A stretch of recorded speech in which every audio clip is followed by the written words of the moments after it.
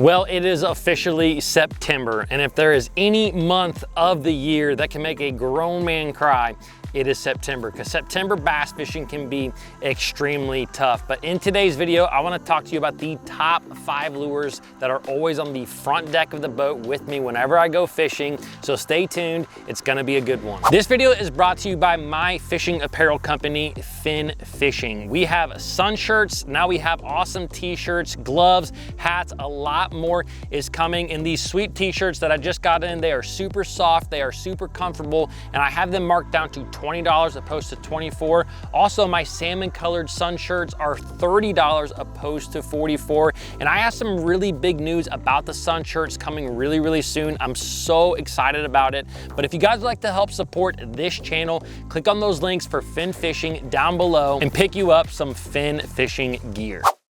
Now, real quick, before I talk about the lures, I want to talk about exactly why the month of September is so difficult. And the biggest reason is that you have a number of things going on, and it is a transition month for the bass. So a couple things that you have going on for the fish. One, they are super pressured and they are starting to feel the pressure of all the fishermen. Everyone has been fishing all spring long, all summer long. They have seen absolutely every single lure.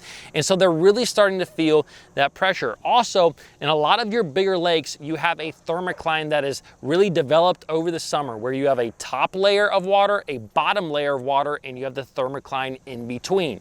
Now, during the end of summer, that thermocline is starting to rise up, and it pushes a lot of fish up with it, because below that thermocline, there is not much dissolved oxygen in the water. It's hard for fish to live below that thermocline. Now, towards the end of September, you have the fall turnover. That is when you basically have the top part of the water column and the bottom part, they will flip. And when they flip, it basically depletes a lot of oxygen in the water. It makes the fish really not that active for about a week-long period. So depending on where you live in the country, this may happen earlier in September or even later, kind of into that October timeframe, but it makes fishing really tough. The other thing that's happening is that you have a million bait fish in the water. All the young of the year shad, all the young of the year bluegill, all these bait fish are everywhere. And so the saying, when you find bait, you find bass, kind of goes out the window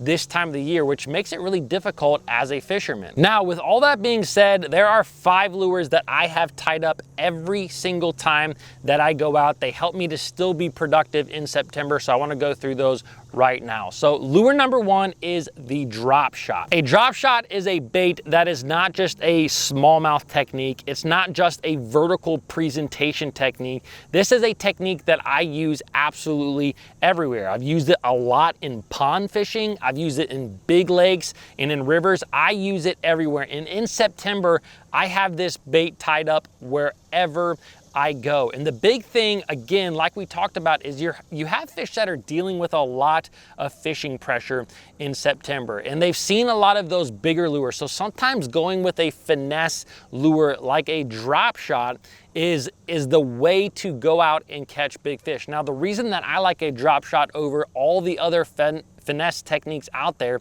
is because, to me, it is the most versatile. You can fish it in extremely shallow water. You can fish it in extremely deep water. You can fish it in really dirty water. You can fish it in really clear water. So no matter what situation you fish out there on the water, there's a drop shot system that will work for you. Now, that's the big point I want to make when it comes to the drop shot, is that depending on what type of fisheries you fish, you are going to run into a lot of different scenarios. If you are fishing rocky bottoms where there's not a lot of objects like stumps and grass for your bait to get, your hook to get hung on, you can fish a drop shot with an exposed nose hook and you're going to catch a lot of fish. That's something we see a lot for smallmouth. Now, if you are fishing around a lot of grass or around a lot of wood or just around a lot of cover, you actually might want to rig a drop shot Texas style that really kind of covers that hook up and allows you to fish it through that cover. Now, the big thing I'm going to tell you about a drop shot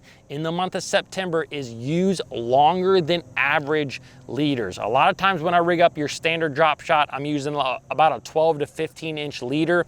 This time of the year, I really start to use an 18 to 24 inch leader a lot. And the reason being is that towards the end of the September, you have a lot of fish that start to rise off the bottom. They're not always pegged right against the bottom. And so using that little bit longer leader, I have found it to be the difference between me getting a couple of bites out there on the water and getting a lot of bites. So whenever you go out fishing, rig up a drop shot. Now, the second lure that I'm absolutely gonna have with me every time I go fishing is some sort of subtle topwater bait. Now, I'm going to say that there's a lot of different topwaters that will fit into this category, but the big thing that you want to make sure that you are fishing is one that is subtle. We have a lot of topwater baits like big whopper ploppers or big spooks that have a lot of BBs in them. They make a ton of noise.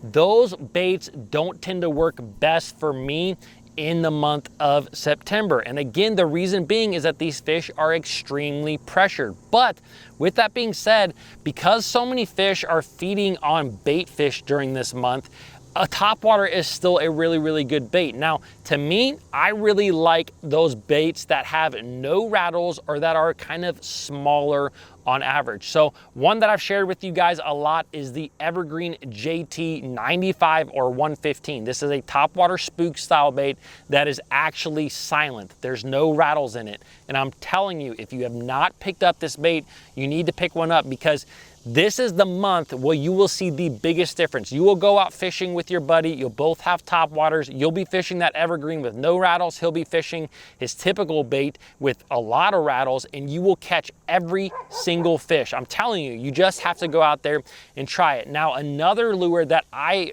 tend to use a lot is the very small sized whopper plopper baits. And in particularly, I like the whopper plopper 90. And the reason that I like the 90, even though it's not the smallest whopper plopper out there, is because it has a very different sound than all the other whopper ploppers. A lot of the whopper plopper or chopper style baits, they have a really aggressive plop. That 90 is the one that has a very subtle chop to it. It's a lot different of a bait, and I've done really well in creeks during this time of the year with that bait and on big reservoirs. There was a tournament I fished a couple of years ago on Lake Douglas in Tennessee. A lot of guys, including myself, were struggling to catch bass. I finally realized that these fish would hit that 90 size whopper plopper and they were absolutely eating it. I did really well in that tournament simply because of that whopper plopper 90 size. So again, subtle topwaters. I'm not saying those are the only two baits that will work. The big thing you want to find is a subtle topwater, one that doesn't make a ton of commotion. Pick that up. You're going to catch some bass during this month. Now, bait number 3 is an underspin. And again, like I talked about, fish are feeding on a lot of smaller bait fish during the month of September. A lot of the young of the year shad and bluegill are all over the place, and a small little underspin is a great bait that mimics those small fish, and it's a bait that a lot of guys don't pick up. I think that there was kind of a craze for the underspin a few years ago, but it seems like since then, you don't see a lot of guys out there throwing this bait, and it's still a very effective tool. As a matter of fact, we've just seen in the recent tournaments, some of the bigger tournaments, some guys using small underspins to catch a lot of fish. Now, that's the really big key to this kind of component, is a small underspin. You can use underspins that are 3/8 or a ½ ounce in size with a big collar or a big willow leaf on them with a big chunk of plastic. That's not the type of bait that I want to throw. I want the very small ones, the 1/8 ounce heads, the 1/4 ounce heads with a smaller willow leaf. And then I'm going to put a small plastic on the back. Usually it's a 3-inch or 4-inch fluke style bait. That's really, really key this time of the year as well. A lot of times with an underspin, you can use a Kitech style bait, a boot tail style swim bait, and catch a lot of fish. During this year, I think that having that boot tail swim bait and the blade is just too much for the fish. You want something, again, kind of like the topwater, that is very subtle. So picking up that underspin, it's something that I do. I tend to fish it a lot in clear water situations. So if you have clear water wherever you're fishing, try that underspin, cast it out there, and just reel it at kind of a medium to slow pace, and you're gonna catch a lot of fish. Now, bait number 3 is one that is a little bit controversial. Not everybody loves to fish it, but no matter what, it is one of the most effective baits in the month of September, and that is an Alabama rig. An Alabama rig, or an umbrella rig, is a rig that is really, it looks like a saltwater rig. They've used these in saltwaters for a year. They kind of hit the bass fishing market, I don't know, 12, 15 years ago, and they exploded, and then they got outlawed by a lot of different tournament organizations. But even if you're not out there fishing tournaments where you can't throw Alabama rigs, I'm telling you what, an Alabama rig is one of the most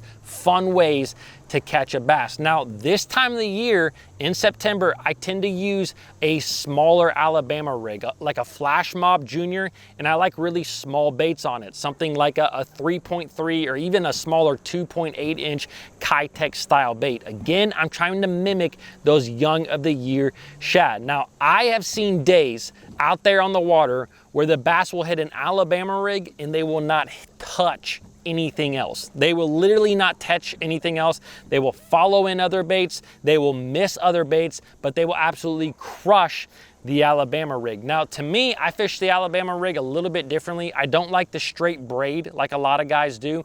I like that Flash Mob Junior, and I like to fish it on 20-pound straight fluorocarbon with a 7-foot, 6-inch, medium heavy power, kind of moderate fast action rod. That to me is the perfect system, and I'm telling you what, when they thump an A-rig, oh my gosh, it is the best thing in the world. Now, if you do live in a body of water where there are a lot of big shad, maybe you live in the Texases of the world, using an A-rig with some of those bigger baits still may be really effective, but I'm just gonna challenge you to try the smaller A-rigs with the smaller Kitech style baits and see if that doesn't catch fish for you just a little bit better. Now, moving on to lure number 5. I love all these techniques, but lure number 5 may be my absolute favorite, and that is punching. Punching thick matted cover. It's something that you do a lot towards the end of September into October, and I did a full video all about punching in September